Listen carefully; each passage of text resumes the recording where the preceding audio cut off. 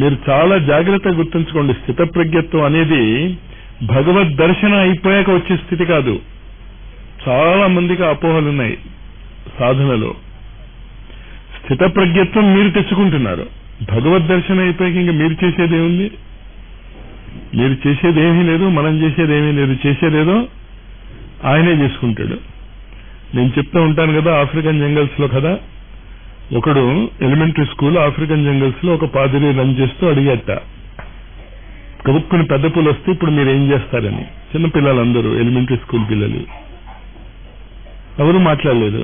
చివరిన ఒకడు లేచి అన్నట్ట, మనం చేసేది ఏమిటి సార్, చేసేదేదో పెద్ద పూలే చేస్తుందన్నట్ట. భగవద్ దర్శనం అయిపోయాక ఇంకా మనం చేసేది ఏముంది? మనం ఏం చేయక్కర్లే.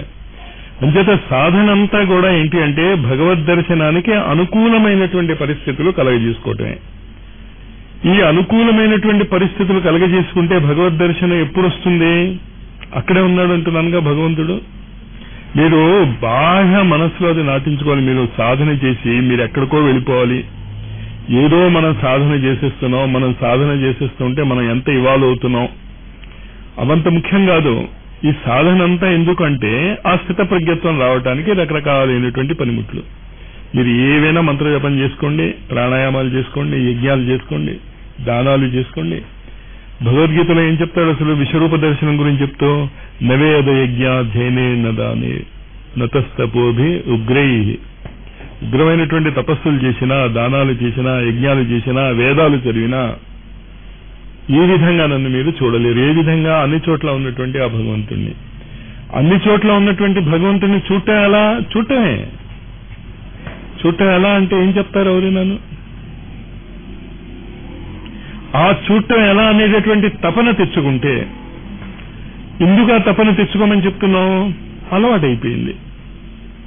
అలాగా భగవంతుడి వైపు దృష్టి పెట్టకుండా భౌతిక జగత్తు వైపే మనం దృష్టి పెట్టేసి బాహ్య జగత్తుకి చూడటమే అలవాటు అయిపోయింది కనుక అంతర్ముఖం కాలేకపోతున్నాం. అంతే, అలవాటు చేసుకోవాలి. అది మిల్లిమిల్లిగా. ఏదైనా జాయింట్ ఏదైనా జామ్ అయిపోతే, తలుపులు అవి బిగుసుకుపోతే ఏం చేస్తాం? మిల్లిమిల్లిగా నూనెస్తాం. దాన్ని లూజ్ చేసుకోవటానికి చేసే ప్రయత్నాలు. ఇది ఎన్నాళ్ళల్లో లూజ్ అవుతుంది మాస్టర్? మళ్ళా అదే ప్రశ్న. ఎన్నాళ్ళు అనేది లేదు, అవ్వాలంతే. ఎప్పుడవుతే అప్పుడు. ఇంకా దాని గురించి ఆ ప్రశ్న రాకూడదు మనకి, ఎన్నాళ్ళు అని.